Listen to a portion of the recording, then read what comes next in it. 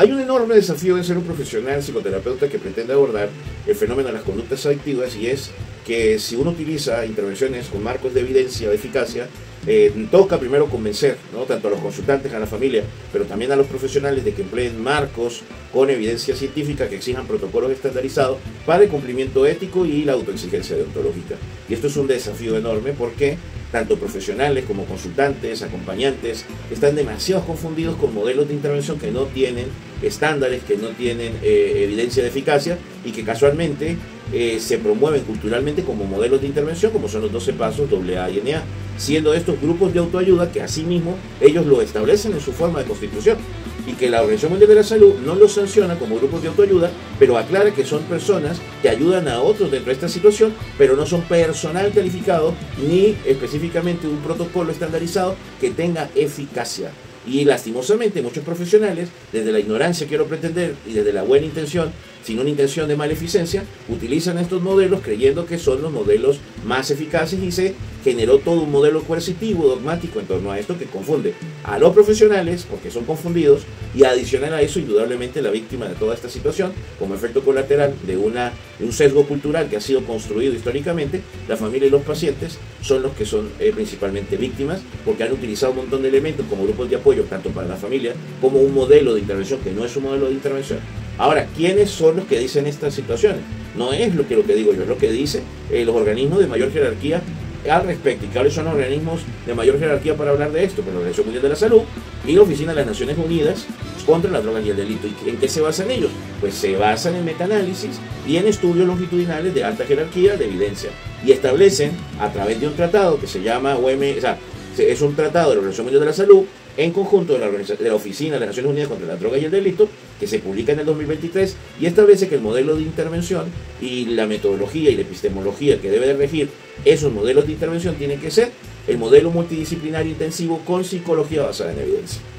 ¿Y qué establece eso? Pues que primero debe partir de un marco biológico que comprenda al individuo como alguien que puede presentar distintas condiciones de salud sumadas al consumo de sustancias psicoactivas. Por ende, el apoyo inicial debe de ser la revisión y la recuperación orgánica del individuo, y eso pues no necesariamente está sujeto al consumo de sustancias psicoactivas, en contrariedad de lo que estas prácticas fallidas promueven, ¿no?, que casualmente debe de centrarse en la sustancia y todo en la sustancia, y esto realmente es psicoterapéuticamente fallido, y específicamente a nivel de evidencia es completamente peligroso, y dentro de los protocolos estandarizados puede estar corriendo riesgo la vida del paciente, porque estas personas no son profesionales sanitarios que saben llevar estas situaciones, ¿vale? Entonces, ¿qué es lo que dice la Organización Mundial de la Salud? Pues bueno, debemos establecer protocolos estandarizados, como en este caso el que tiene mayor jerarquía, que es muy superior, y es establecer modelo multidisciplinario intensivo con psicología basada en evidencia, que primero aborde esta parte orgánica, que evalúe las condiciones orgánicas del paciente, y específicamente que se haga un desprendimiento sobre 3 tipos de sustancias clave, que son los opioides, los benzodiazepínicos y el alcohol, utilizando un protocolo incluso farmacológico. Y aquí vienen las distintas disciplinas: el médico general, el médico interno intensivista, el médico que necesite, pues con la especialidad que necesite el paciente, porque hay un deterioro multisistémico. Y en el sentido del desprendimiento de las sustancias, pues debe haber un médico especializado en el desprendimiento de sustancias como los opiáceos, los benzodiazepínicos y el alcohol, ¿vale? Para garantizar que haya un desprendimiento ético de la sustancia y que el paciente esté todo el tiempo cuidado. Ahora, ¿qué pasa con el segundo elemento? Y es que ahí viene la intervención psicoterapéutica en materia de conductas adictivas, y viene un diagnóstico muy importante, que es en conjunto de un neurólogo, de un psiquiatra y por supuesto de un neuropsicólogo, el diagnóstico de comorbilidad, que hay una alta latencia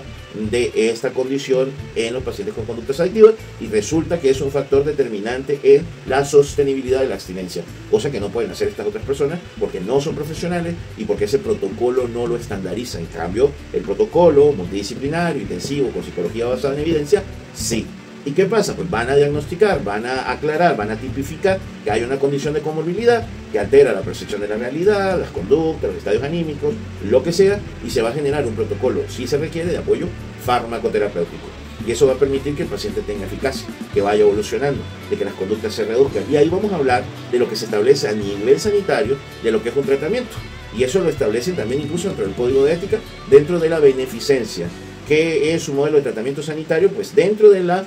visión sanitaria en general tiene dos objetivos: la reducción de los síntomas y la ganancia del bienestar del paciente. Esos son los objetivos sanitarios, y dentro de la psicoterapia tiene tres objetivos. ¿Cuál es? La reducción de las conductas problemáticas o de la sintomatología, la ganancia de una sensación de bienestar, pero de tercero es que tenga un proceso de autonomía. ¿Y qué es eso de la autonomía? Que el paciente no necesite la intervención de un profesional para sostener las conductas. Y ahí es donde viene una cosa que es paradigmáticamente determinante, y es que la adicción no puede tener cura porque no es realmente una enfermedad, sino es una condición asociada al comportamiento, a excepción de que hayan daños neurofisiológicos que puedan entrar dentro de estas condiciones patológicas. Entonces, si un paciente logra remitir las conductas que sostienen el consumo problemático, ya no hablaríamos de esto de que la conducta adictiva es para siempre. Ahora, van a haber ciertas conductas que van a estar en los factores contingenciales, que van a reforzar el deseo de consumo, sí, pero ahí es donde viene la terapia basada en evidencia. Y la psicología basada en evidencia tiene tres enfoques: cognitivo,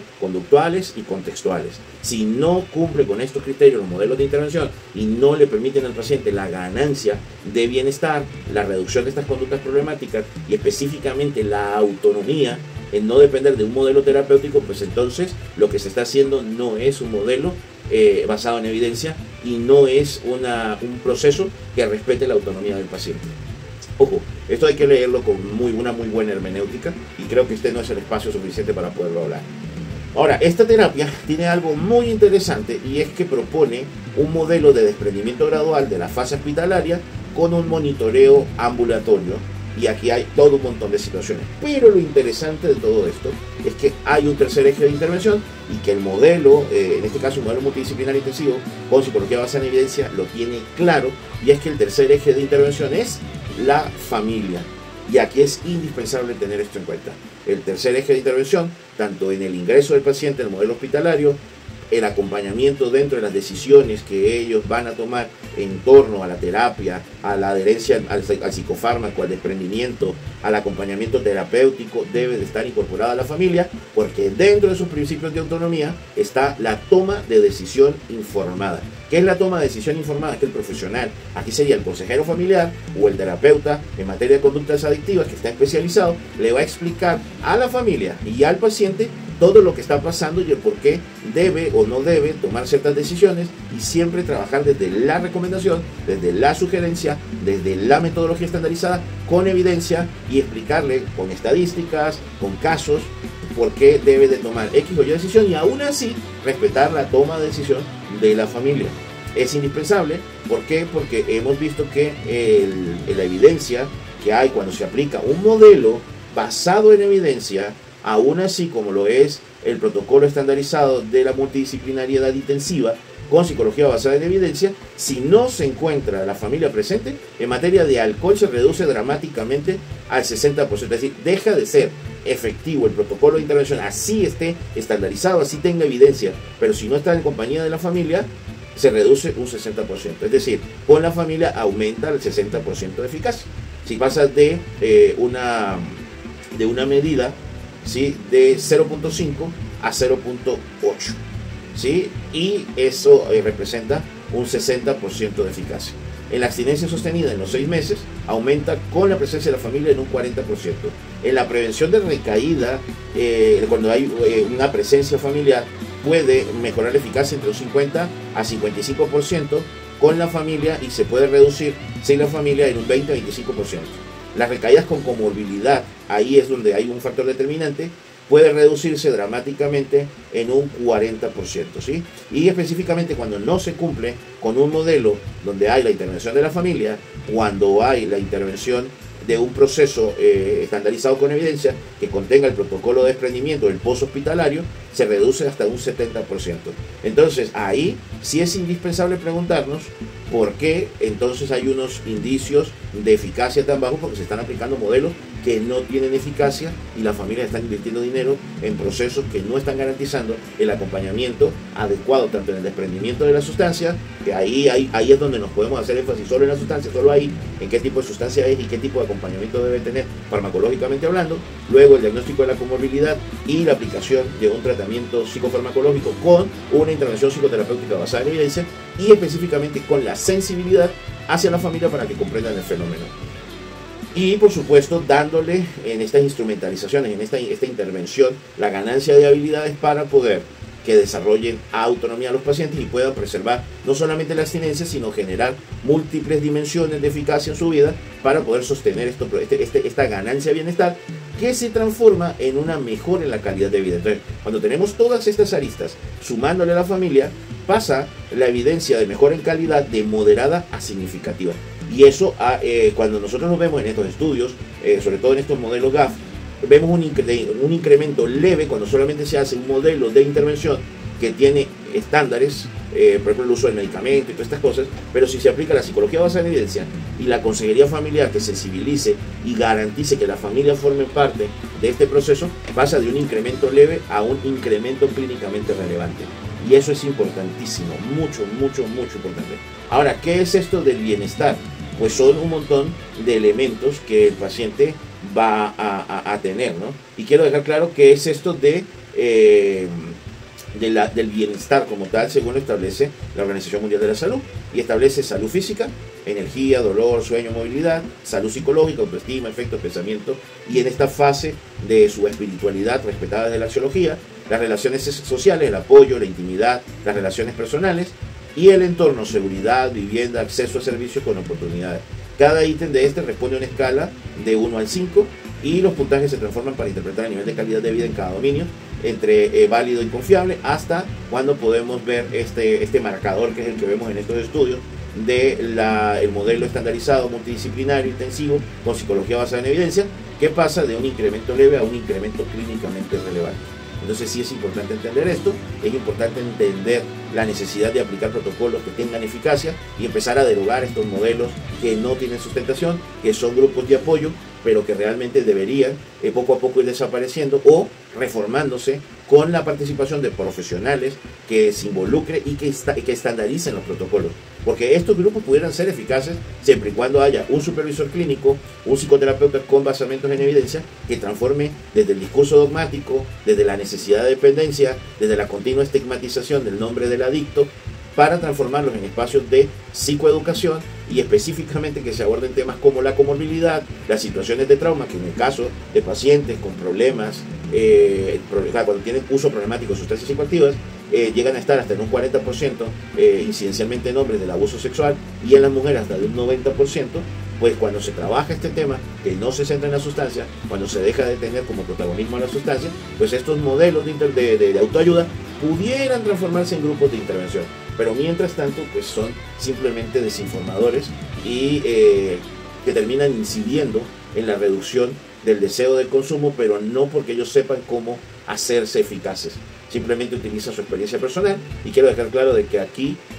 hay algo que hay que entender, y es que sí, es verdad, todos son vulnerables y susceptibles, mas no todos tienen la misma causalidad, no todos han sido construidos bajo los mismos paradigmas y por eso lo que le funciona a uno no necesariamente le funciona a otro, y casualmente el adoptar este modelo fallido epistemológica, metodológicamente hablando, pues desafortunadamente incide en Latinoamérica, el Caribe y en América en que no hayan suficientes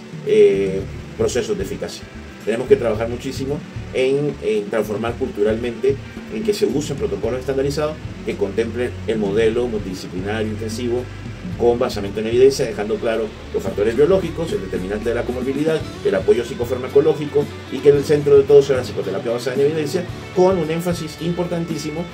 en la sensibilización a la familia, que no es un elemento accesorio, sino el tercer eje de intervención, y dentro de esto, tanto en comorbilidad como en el poshospitalario, son sumamente importantes. Y específicamente para la ganancia de ese bienestar del paciente. Recordar de que ese enfoque social, que ese grupo social se transforma cuando se sensibiliza en una red estructural de apoyo. Y es indispensable que el profesional que está interviniendo en materia de conducta adictiva lo conciba así y lo trabaje de esa manera, como un modelo de intervención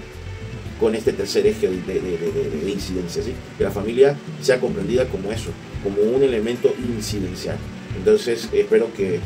muchos se cuestionen sus paradigmas y que busquen la evidencia y la importancia de modificar estos constructos metodológicos para no incurrir en un conflicto ético que viole la justicia del paciente y que específicamente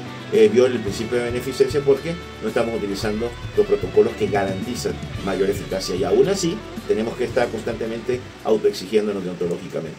Entonces a las familias ya habrá un espacio mucho mejor para explicarles. Y yo que no soy más que un mar de